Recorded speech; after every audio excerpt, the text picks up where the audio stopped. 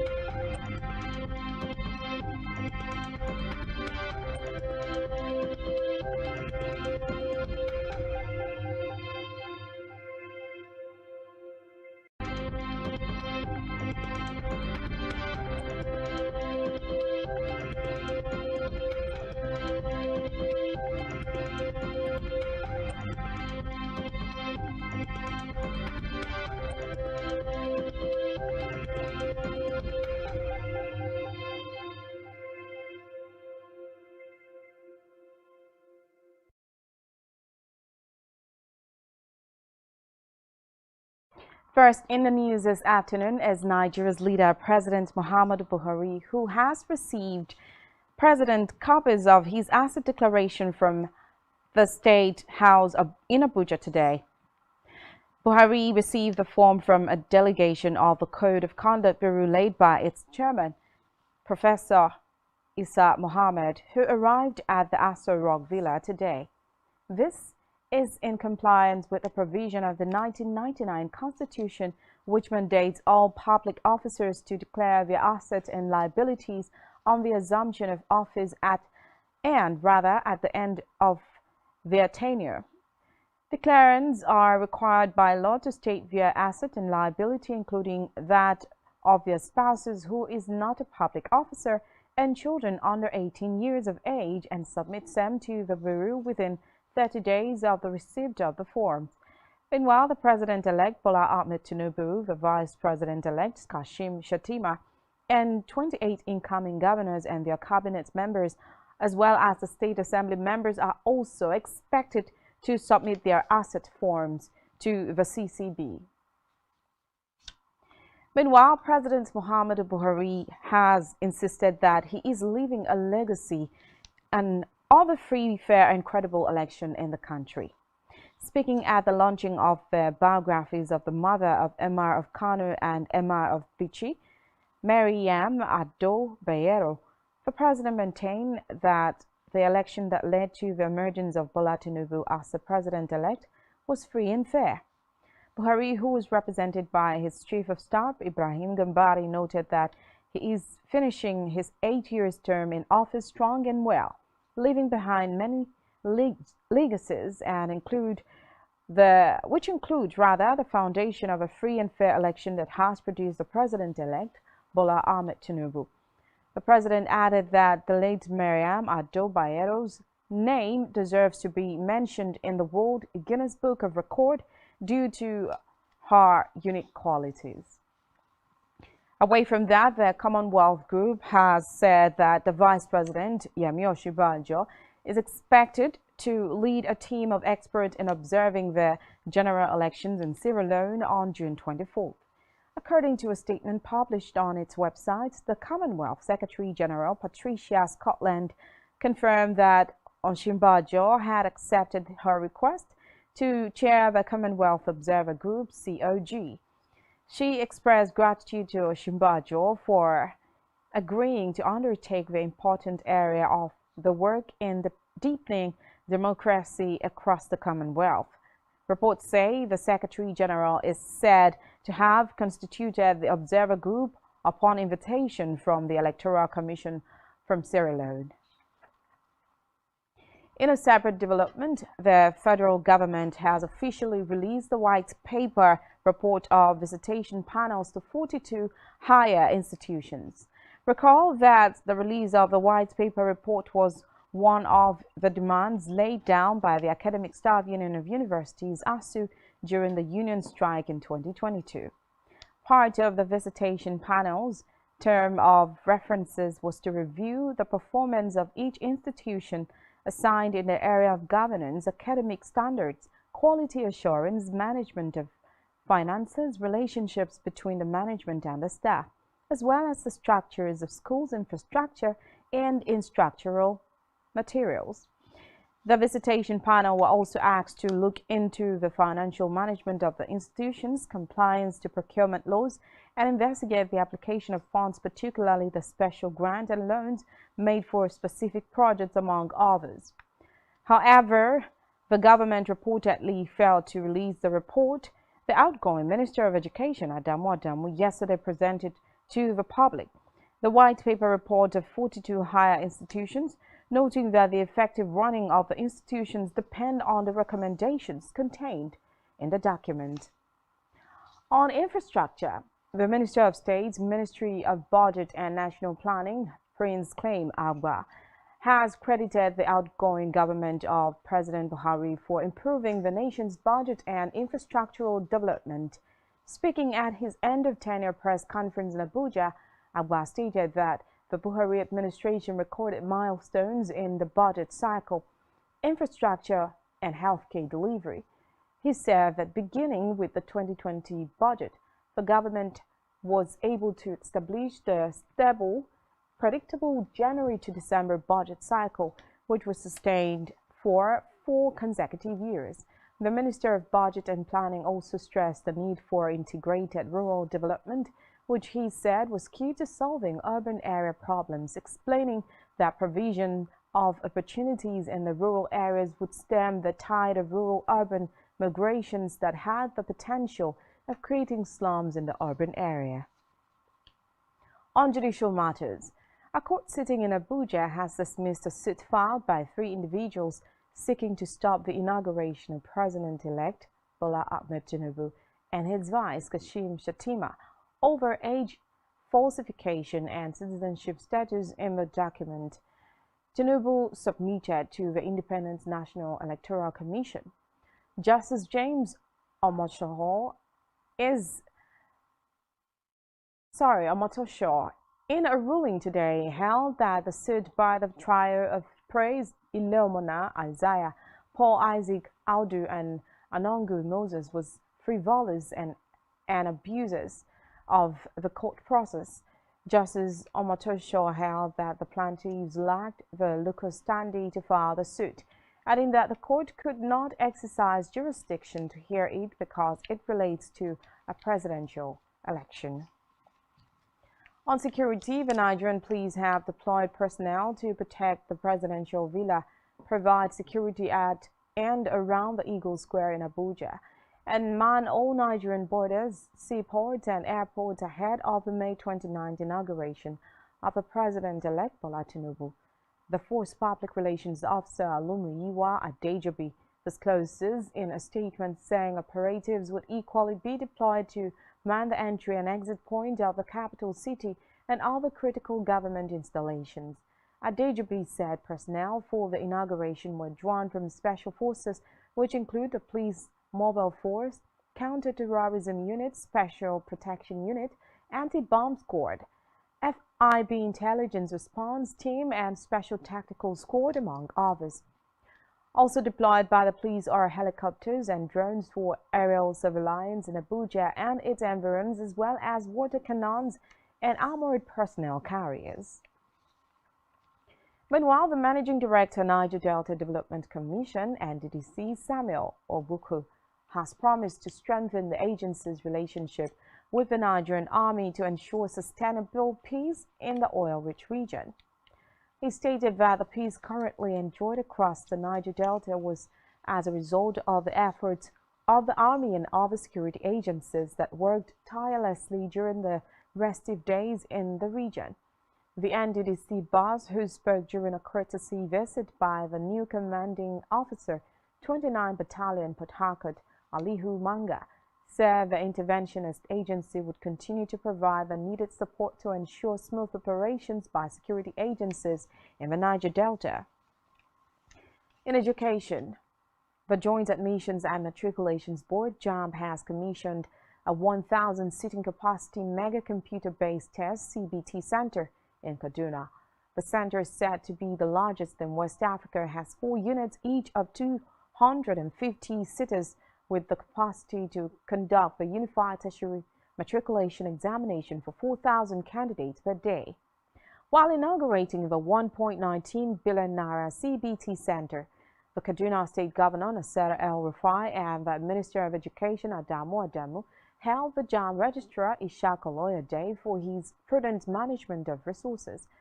According to them, the JAMB boss has proven that Nigeria will progress if public institutions are manned by upright, honest, and dedicated public servants. In Africa, Tunisian authorities have arrested a man suspected of being organizer of a ring that smuggled migrants across the Mediterranean, including an attempted crossing in which 20 people drowned. Recall that the North African country, which lies just 130 kilometers from the Italian island of Lampedusa, has long been a favored stepping stone for migrants attempting to perilous sea journey to Europe. Reports say investigators in Tunisia's second city of Sfax have arrested the organizer of clandestine crossings, who was wanted in 24 cases and had been sentenced to 79 years in prison. Meanwhile, Italian Interior Minister Matteo Piantedosi commended the arrest of the man and warned migrants to desist from using illegal routes. Still in Africa, where the African Union AU has warned that the continent risks becoming a geostrategic battleground for competing big power interests. The Union Commission Chairman Moussa Mohammed said Africa must resist the consequences of intensifying global rivalries, which, according to him, threaten to create new Cold War. The chairman's warning was given on the 60th anniversary of the formation of the African Union predecessor, the Organization of African Unity. Reports say China, Russia, and the United States have all sent their top diplomats to Africa this year, and Ukraine's Foreign Minister Dmytro Kuleba is currently on a mission in the continent. And on the foreign scene, Neuralink, a tech startup co-founded by Elon Musk, has received approval from the United States Food and Drug Administration to test its brain implant on human beings. This was announced in the statement shared via the company's official Twitter page, who tweeted, "We are excited to share that we have received the FDA's approval to launch our first in-human clinical study." Reports say the implants are meant to allow humans to interface directly with computers. Musk had earlier touted the product as a possible solution for persons living with disabilities, as it could help restore vision and movement. Recall that he made headlines last year after stating that he trusted the device enough to implant them in his children. Still on the foreign scene, Sweden's Defense Minister Paul Johnson says Sweden will try to accommodate instructing Ukrainian pilots on Gripen fighter jets if Ukraine makes the request. Johnson said Sweden is eager to support Ukraine in all ways possible, noting that some decision remains on both sides. He disclosed that the Ukrainian Ministry of Defense has requested a limited operational evaluation of the Swedish Gripen fighter system, adding that the country is currently working to meet the criteria of the request.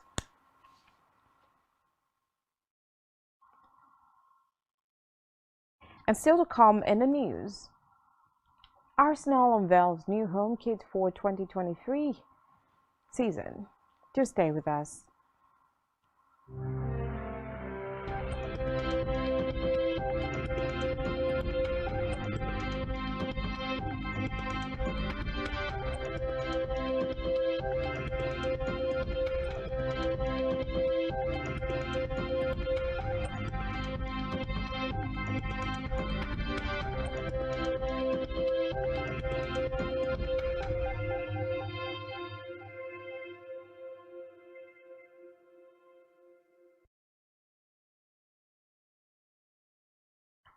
Welcome back and many thanks for staying with us.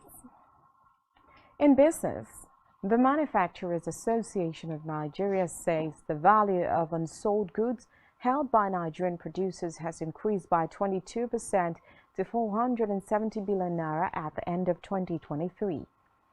The highest in 5 years. Director General of the Manufacturers Association of Nigeria, MAN, Segun Ajayi Kadere, said high inventory is attributed to low purchasing power in the economy, following the continuous increase in inflationary pressures. Ajayi Kadere stated that while the cost of shipping and logistics for transportation increased, the price of fuel, particularly diesel, increased by over 50%.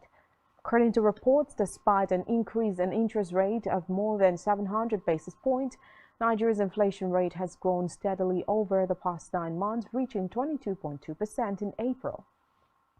With both indicators of cost of living at the highest level since September 2005, food inflation is significantly higher at 24.6%. And still in business, the Central Bank of Nigeria, CBN, has disbursed 173.31 billion naira to beneficiaries under its 100-400 policy on production and productivity since the commencement of their intervention. According to the bank, the CBN Governor, Godwin Emefiele, disclosed this in Abuja after the Monetary Policy Committee meeting. He said that under the 100-400 policy on production and productivity, the bank disbursed the sum of 13.81 billion naira to 3 projects in the manufacturing sector. According to the guidelines for the implementation of the initiative, the CBN fixed the maximum loan amount that a participant could get at 5 billion naira. The CBN stated in the guideline that the initiative would select 100 private sector companies with projects that have potential to significantly increase domestic production and productivity, reduce import, increase non-oil export, and overall improvement in the foreign exchange generating capacity of the Nigerian economy. In health, the National Agency for Food, Drug Administration and Control, NAFDAC, has destroyed fake substandard goods and products worth over 4.2 billion naira in Awka, the Anambra State capital. Speaking during the destruction at the Aswama dump site at Omuzocha today, the Director General NAFDAC, Professor Majishola Adeyeye, who was represented at the event by the head task force team of the agency, Francis Ononiwu, said the exercise was in line with the agency mandate of eradicating fake and other spurious NAFDAC-regulated products from circulation in Nigeria. She added that the exercise was a combined Southeast and South-South zonal action carried out periodically. According to the agency, the products were made up of spurious, counterfeited, substandard, and falsified medicinal products and several other unsafe regulated products seized from various manufacturers, importers, and distributors in the combined team of Southeast and South-South zones. Some of the products include antibiotics, anti-hypertensive, anti-diabetic, anti-asthmatic, aphrodisiacs, anti-malaria, anti-inflammatory, herbal remedies, and psychoactive drugs. Others were banned drugs such as analgin, tramadol above 100 mg, centamycin 280 mg, and controlled substances, vaccines, alcoholic and non-alcoholic beverages, cosmetics, chemicals, and unwholesome food, among others. And still in health, the Federal Ministry of Humanitarian Affairs, Disaster Management and Social Development has signed a memorandum of understanding with the Global Alliance for Improved Nutrition to enhance access to safe and nutritious diets in the country. The Nigeria Country Director, Dr. Michael Ojo, discloses in a statement in Abuja. He explained that the MOU, which focuses on school children and vulnerable households, seeks to support the effective implementation of the National Homegrown School Feeding Program initiated by the federal government. Dr. Ojo noted that it would also support other efforts aimed at enhancing access to safe and nutritious diets among children of primary school age, children and women from vulnerable households, generally classified as poor and vulnerable. According to him, the partnership will foster an all-inclusive collaboration to address malnutrition and improve food safety in the country. Dr. Ojo said the federal government and GAIN are committed to working together to explore all the viable opportunities for resources and inputs that would ensure the actualization of the NHGSFP core objectives. In sports, Arsenal has unveiled their new home kit for 2023-2024 football season today. The club unveiled the new kit in a statement on their official website.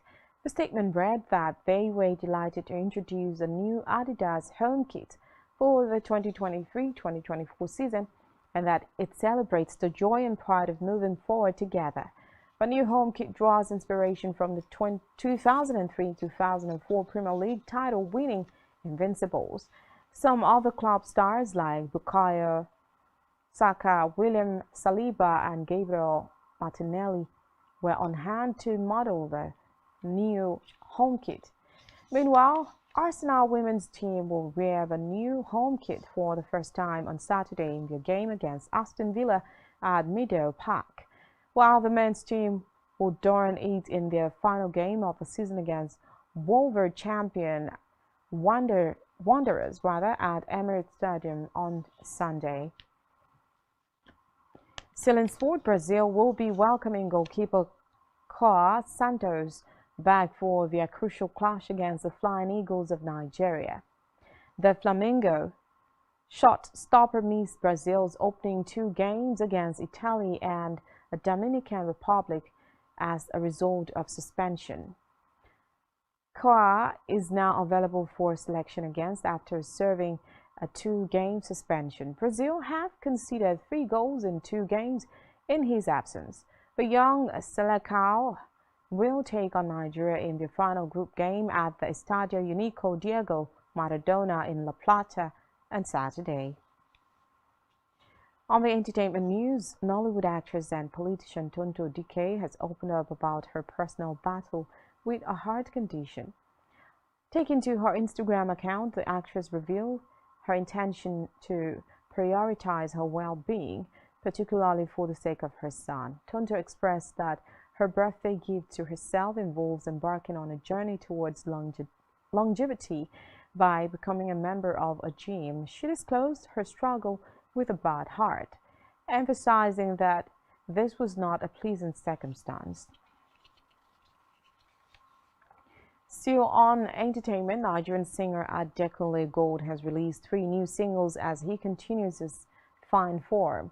Adekunle Gold has established himself as one of the artists whose imagery, music, and persona exquisitely complement his music and set him apart as a superstar, bringing excitement to Nigerian's pop scene. According to reports, the award-winning star has been in fine form in 2023 with his hit single Party No Dey Stop, reaching the top spot of Turntable Top 100. The 3 single pack comprises Do You Mind, Omoeko, and the earlier release Party No Dey Stop.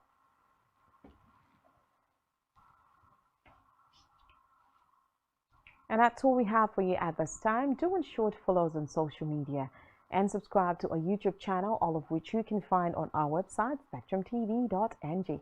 Follow us on Twitter at spectrumtonline.com.